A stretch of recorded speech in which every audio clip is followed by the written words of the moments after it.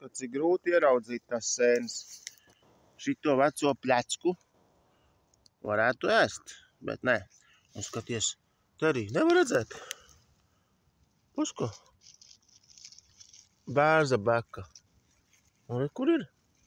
Rausim visu sakni, lai kāds ir ļoti garšīgs. Nevis nogriezt te nost un to garšīgu atstāt mežā. Nē, jāēd viss kātiņi garšīgi.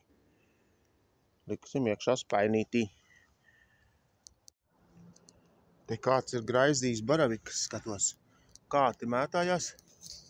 Tas ir šiten jābūt vērīgam. Ka šiten baravikas ir bijušas.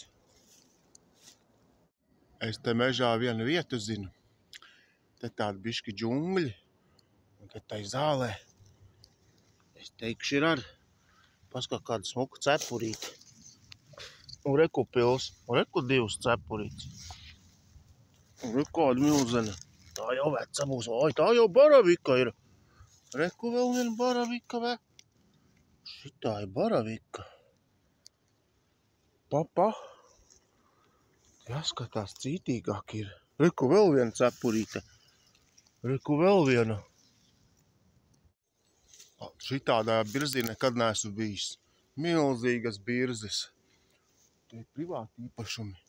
Atradu saulsardzeni. Un reku pilns. Pilna zeme ar sēnēm. Te tādā tumšā biezoknī. Grāvī. Skat. Reku viņas te ir. Reku. Visur.